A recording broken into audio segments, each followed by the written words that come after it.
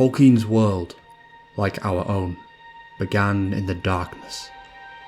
The void existed before the creation of Ea, the universe, and it may be within these primordial depths that we find the origins of the Nameless Things. Hidden deep within the timeless tales of Tolkien's Middle-earth lurk many mysteries both dark and terrifying. Among these are the Nameless Things.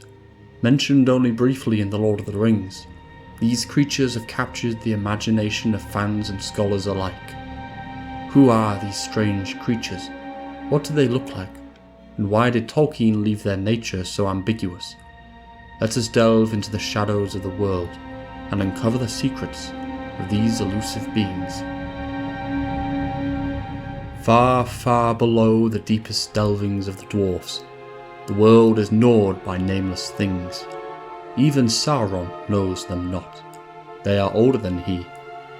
Now I have walked there, but I will bring no report to darken the light of day. This quote from The Two Towers is said by Gandalf as he recounts his journey through the depths of Moria. Though we never hear any more on them, the quote raises many intriguing questions.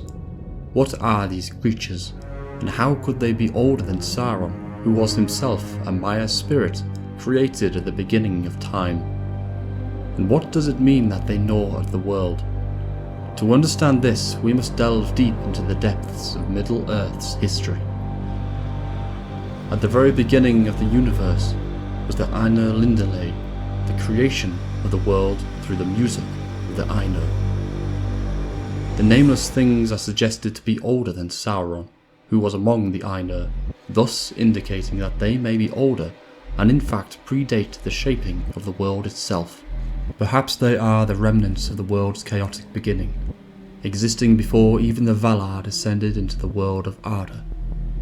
Are these the echoes of the original discord by Melkor, the most powerful of the Ainur, who would later become known as Morgoth?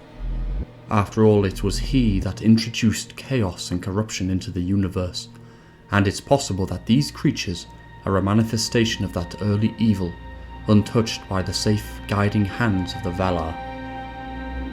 Tolkien's world is filled with dark creatures, many of whom were servants of Morgoth, like the Balrog and the ancient dragons. However, the Nameless Things seem to stand apart from these evils. They are described as being even older and more mystifying, indicating that they may not have been directly influenced by Morgoth. Gandalf's statement that even Sauron knows them not further separates these puzzling creatures from the typical hierarchy of evil beings in Middle-earth. Interestingly, Gandalf encounters the Nameless Things in the depths of Moria, beneath the misty mountains. The dwarfs delve too greedily and too deep, awakening the Balrog. But what if they also disturbed something even more ancient and primitive? These beings seem to inhabit a realm far below even the deepest dwarven minds, a place untouched by sunlight and perhaps even time. But being outside of Sauron's knowledge, perhaps this suggests a level of independence and neutrality beyond the concepts of good and evil as seen in the rest of the world. Were they entirely evil, or merely misunderstood, mindless creatures? Another theory suggests that these Nameless Things were ancient spirits akin to the Ainur, but never aligned with either Melkor or the Valar. Perhaps they represent the raw, untamed forces of nature and its primordial elements existing in the hidden caverns of Arda. There is also the possibility that, like Gandalf and Sauron, these beings are lesser Ainur, and instead of taking their place upon the surface, their spirits never found a home and thus fled into the depths of the mountains. Lacking all purpose and form, they would appear alien and incomprehensible to any that may be unlucky enough to encounter them. We cannot begin to imagine what they would look like, for there is no description in any source reflecting on their appearance. Were they great reptilian beasts, slimy alien-like monstrosities, or perhaps something more similar and humanoid? Mindless beasts are one thing, but what if Gandalf had encountered beings of intelligence and cunning, tortured spirits in the dark roots of the world that linger through the ages in the shadowy chasms of the misty mountains, forever lost and volatile? They could also be elemental or geomorphic beings. Unlike traditional creatures, these entities could be more akin to the natural phenomena or forces, spirits of the earth, darkness, and deep time. They might gnaw at the world as part of a natural but fundamentally terrifying process of elemental activity.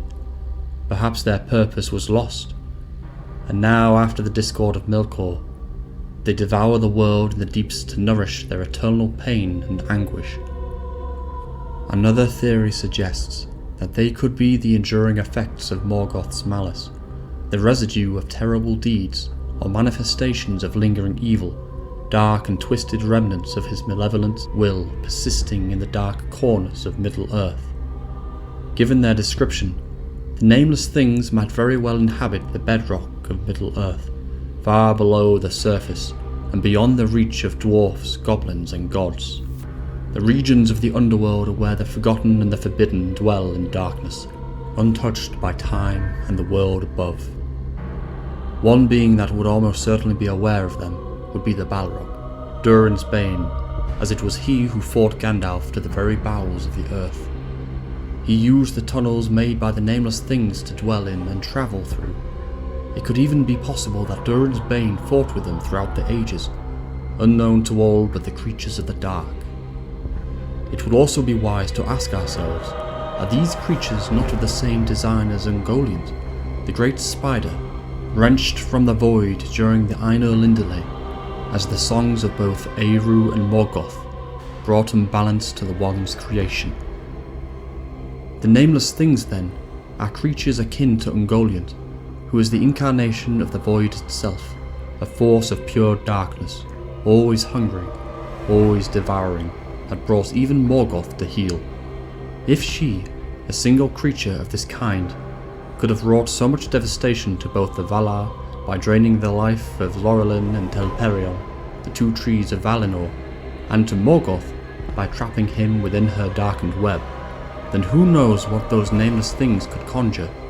As it states, there are multiple things, so how do we know that, given the chance, they wouldn't grow to the size of Ungoliant, or even supersede her? Perhaps they are the representations of the struggle between the light of the surface and the shadows of the depths. But this battle between light and dark signifies more than the battle between life and death. Nothing can grow without light, no flower, no tree, nothing. Perhaps that is what the Nameless Things want, the devouring of all life without care, nor understanding for good versus evil, and that is arguably a far greater foe than Morgoth could ever be. I believe they lie in wait, trapped within their own darkened labyrinth, a prison matched only by the timeless void in which Morgoth awaits his fateful return to the world. Ultimately, the true nature of the Nameless Things will remain one of the greatest mysteries in Tolkien's works. Tolkien left these creatures shrouded in mystery, perhaps intentionally. As a philologist and a lover of myth, he understood the power of the unknown. The Nameless Things serve as a reminder that even in a world as richly detailed as Middle-earth, there are still shadows, depths, and mysteries beyond our understanding. They are a testament to the depths of Tolkien's world-building, hinting at forgotten worlds, untold stories, and malevolent secrets from the darkness of the endless void.